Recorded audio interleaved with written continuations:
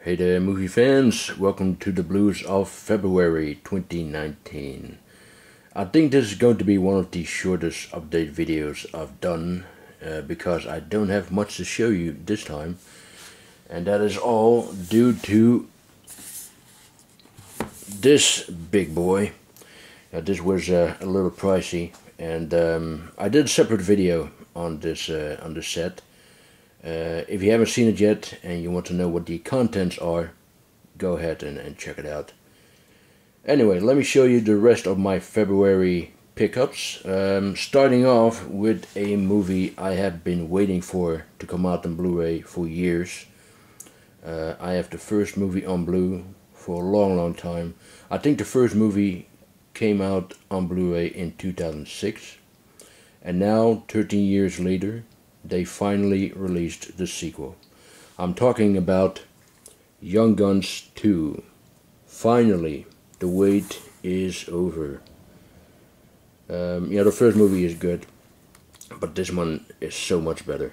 And Emilio Estevez, his portrayal of Billy the Kid is the best I've ever seen. Better than Paul Newman and Chris Christopherson, Audie Murphy, all the other actors who ever played this legendary outlaw. I have to admit I haven't seen every Billy the Kid movie, but of the ones I've seen, Estevez is the best. It's a really good film with a really good cast, and I'm glad that I can finally add it to my collection. Here's another movie I've been waiting for to come out on Blu. Not as long as Young Guns 2 though. I know there's an American release, a triple feature Blu-ray that was out for some time, but I wanted this movie on a separate Blu-ray. But anyway, Blind Fury, one of my favorite Rutger Hauer movies. This is the American answer to Zatoichi. And The Hitcher. I'm still waiting for that one to be released on Blu. I know there's a German release, but I'm waiting for a US or UK company to put it out, and hopefully that won't take too long. But anyway, I'm rambling, sorry about that. Blind Fury, such a great fun movie, this one. Next is Class of 1999, the sequel to Class of 1984, which I still need to get on Blu-ray. Both movies are directed by Mark L. Lester. He also made Commando, Firestarter, Showdown in Little Tokyo, and nowadays he makes movies like Poseidon Rex. But let's not talk about that one. I got this from Amazon. Every day I keep an eye on Blu-ray.com to see what the latest Amazon deals are. And that's why I found this. It was about $15–16, and in euros it's around 10 euros for a Vestron title. I mean, that's not a bad deal. These Vestron Blu-rays are usually overpriced, and as you can see, mine didn't come with a slipcase, which is fine. But this is basically a Terminator knockoff, but it's one of the better ones out there. I've seen it a couple of times before, and I've always liked it. It has decent makeup effects. There's one picture here. This looks very nice. Here it is, of Patrick Kilpatrick. Well, that's not really him, of course, but that's the cyborg version of him. Decent makeup effects, decent acting, very decent acting actually, especially for a B movie like this one. It has some really good actors in it. John Ryan, Pam Grier, Stacy Keach, Patrick Kilpatrick, like I said before, Malcolm McDowell. Pretty good cast there. But just an entertaining B movie.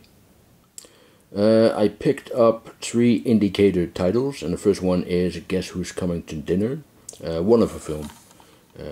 Spencer Tracy was great. I always enjoyed watching him in movies. And Sidney Poitier as well. I mean, they're both tremendous actors. I've never really been a fan of Katharine Hepburn, to be honest. I mean, sure, she was a classy lady who made great classic films, but the way she acts, or I better should say overacts, has always annoyed me. And it became less in her later years. I like her more in her later years than in her early years. Although I do have to say that she made better films in her early years. But yeah.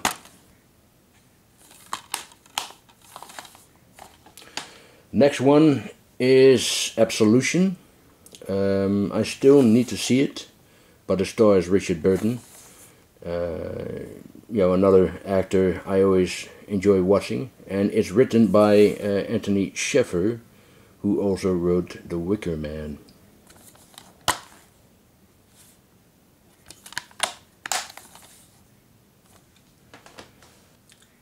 And the last one is The Collector, an excellent psychological thriller with terrific performances by Terence Stamp and Samantha Agar, who won the Best Actor and Best Actress awards, respectively, at the 1965 Cannes Film Festival, sublimely directed by the great William Wyler. He's the man who... oh, here he is. There's Wyler. He's the man who made Ben-Hur, The Big Country. He also made some of the best Bette Davis films. Like Jezebel, The Letter, The Little Foxes. He was a director who could tackle every genre, and he was very successful at it. Here is the gorgeous looking steelbook of Bohemian Rhapsody. I mean, look at this. This looks very nice. And here's the back. Let me see what the inside looks like. I like the artwork they gave on the disc, like a record album. And here is a picture of the actors playing the members of the band Queen. The movie is a by the book biopic, but I really enjoyed it. I do think that the first half hour went a little too fast. It would have been better if they slowed it down and fleshed out the characters a bit more.